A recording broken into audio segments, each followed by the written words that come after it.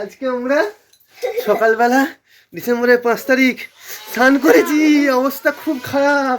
এই খেপুয়া কি শীত করছে রে। 7:30 বাজছে, ডিসেম্বরের 5 তারিখ।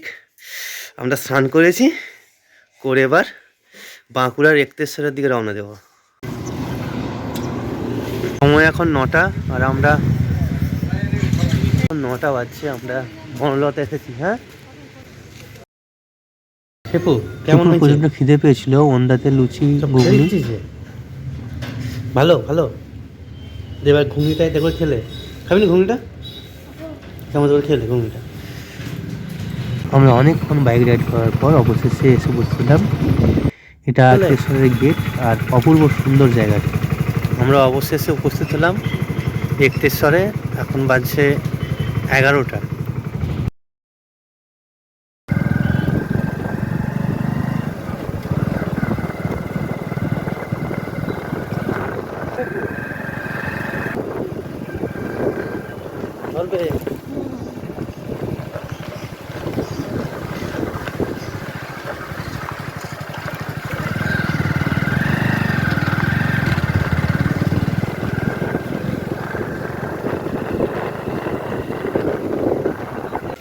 বাইক রাখার পর দেখি ওনারাই সব ডেকে ডেকে নিয়ে আসলেন দোকানেতে।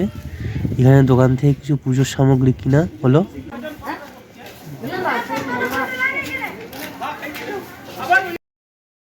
আমাদের অনেক দিনের মানসিক ছিল, প্রায় বিবাহের আগের কারই মানসিক ছিল, মানত ছিল যে আমরা একসঙ্গে পুজোতে যাব। সময়ের অভাবে আসা হয়নি।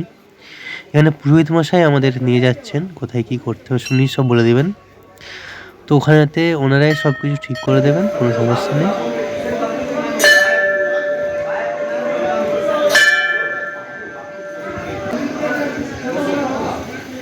তো কিছুক্ষণ বসে মন্ত্রপাঠ করলাম, দিয়ে উনি বললেন এটা নিয়ে বাবার কাছে যেতে, বাবার মাথায় এটা বা প্রণাম করতে। আর সেই হিসাবে এখানে আসা হলো। সবাই এখানেতে যে স্নান জল বা জল মাথায় ঢালবে, বাবার মাথায় ঢালবে, এবং তারপর আমরা আবার ফিরে যাব।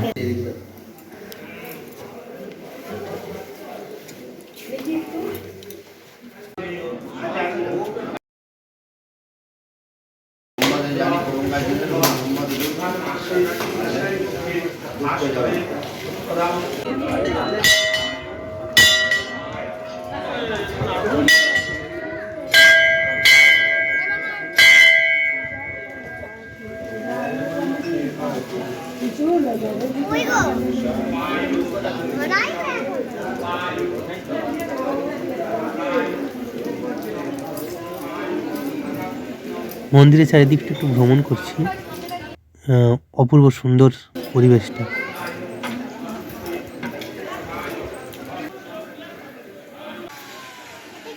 চলো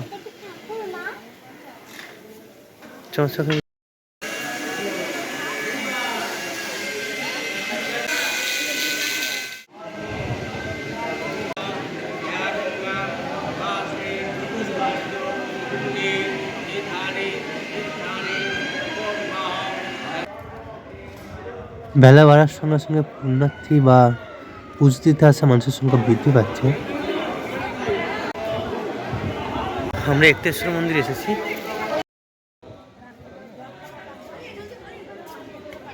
পরিবেশটা অসাধারণ লাগছে, পশ্চিমবঙ্গের কোনো মন্দির বলে মনেই হচ্ছে না। তো সেই পরিবেশটাকে অনেকক্ষণ ধরে উপভোগ করলাম আমরা।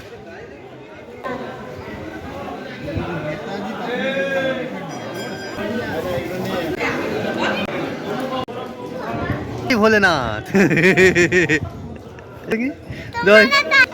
দেখো ছবি দেখো, এখানে বর কনের বিয়ে হচ্ছে।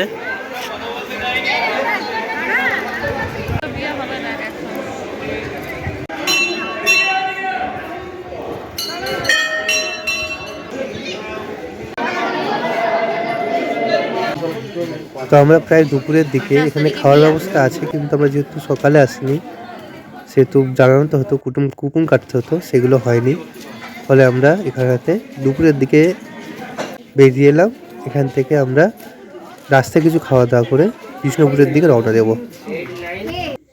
তারকেশ্বর নদ খেপুছে মাসি তার ভাড়া যে মাঝেতে নদীটা, নদীতে কিছুটা সময় কাটানো এটাই হলো। হচ্ছে সেই নদীটাই, বুঝলি? অপূর্ব সুন্দর নদী এবং এখান থেকে যাচ্ছে এঁকে বেঁকে। কিছুটা অবশ্য নোংরা হয়ে গেছে কিন্তু পরিবেশটা ভালো। ওই দেখ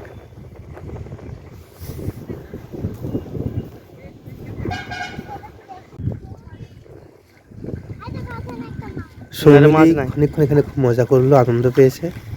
ব্যাস আমি তার সঙ্গ দিলাম। এরপর ওখান থেকে বেরিয়ে আমরা বাইক নিয়ে আস্তে আস্তে রওনা দিলাম বিষ্ণুপুরের দিকে, মাঠে এসেছি। খাওয়া দাওয়া করে এরপরের পর্বে বিষ্ণুপুর খাটিয়া আসবো। পেয়েছে।